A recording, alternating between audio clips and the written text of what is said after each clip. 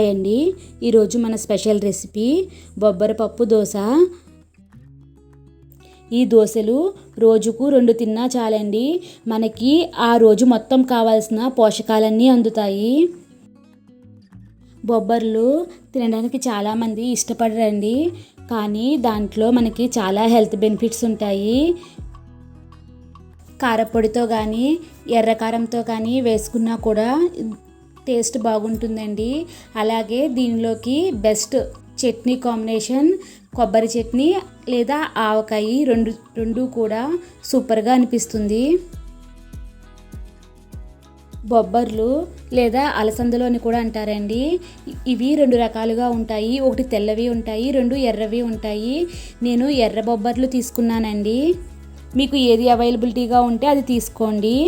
1 glass బొబ్బర్లకి 1/2 glass rice వేసుకున్నానండి. ఇవి నేను ఇంట్లో వాడే కర్నూలు రైస్ అండి. మీకు ఏ రైస్ అవైలబిలిటీగా ఉంటే ఆ రైస్ వేసుకోవచ్చు. ముందు 1కి 2 సార్లు బియ్యాన్ని తర్వాత బొబ్బర్ని కూడా వాష్ చేసుకోవాలి. ఆ తర్వాత వాటికి మునిగేలా వాటర్ పోసుకుని ఒక 5 to 6 hours నానబెట్టుకోండి. చూసారు కదా, ఇలా మంచిగా నానిపోయాయి. ఇప్పుడు మరొకసారి వీటిని వాష్ చేయండి. ఆ తర్వాత మిక్సీ జార్లో వేసుకుని మెత్తగా మిక్సీ పట్టుకోవాలండి. పిండి ఆడిన వెంటనే దోశలు వేసేసుకోవచ్చండి. పులియపెట్టనవసరం లేదు, అలాగే ఎలాంటి సోడా కూడా వేయనవసరం లేదు.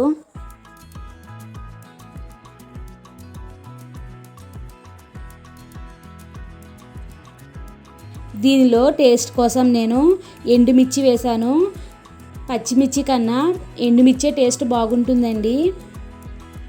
1 స్పూన్ జీలకర్ర, 1 ఇంచ్ అల్లం ముక్క కూడా వేసుకోండి. ఇప్పుడు మరీ పల్చగా మిక్సీ పట్టుకోకూడదండి, ఇది కొంచెం చిక్కగానే మిక్సీ పట్టాలి. కొద్దిగా వాటర్ వేసుకుంటూ మిక్సీ పట్టండి. తర్వాత 1 స్పూన్ సాల్ట్ వేసుకోండి.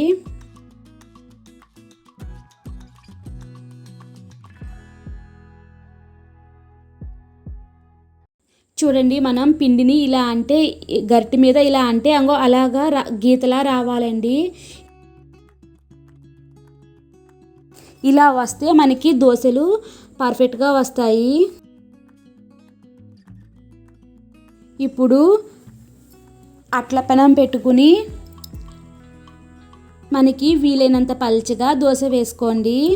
ఇక్కడ మనం ఫస్ట్ ఆయిల్ వేయకూడదండి. మనం సెకండ్ దోశ వేసినప్పుడు కూడా టిష్యూ పేపర్తో తుడిచేసి కానీ లేదా ఆయిల్ లేకుండా కానీ దోశలు వేసుకోవాలండి.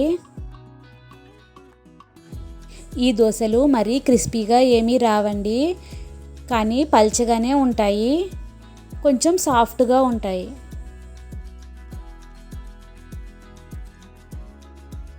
కొద్దిగా ఆయిల్ వేసుకోండి. ఇప్పుడు ఆనియన్, పచ్చిమిర్చి వేసి దోశను కాల్చుకోండి. దోశ బాగా కాలిన తర్వాత మీకు కావాలంటే టర్న్ చేసుకోండి, నేనైతే టర్న్ చేయలేదు.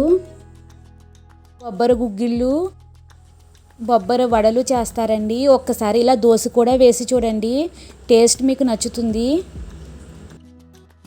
ఇంతే అండి, మనకి వేడివేడిగా దోశలు రెడీ అయిపోయాయి అండి. నా వీడియోస్ కనుక మీకు నచ్చితే లైక్ చేయండి, షేర్ చేయండి, సబ్స్క్రైబ్ చేయండి.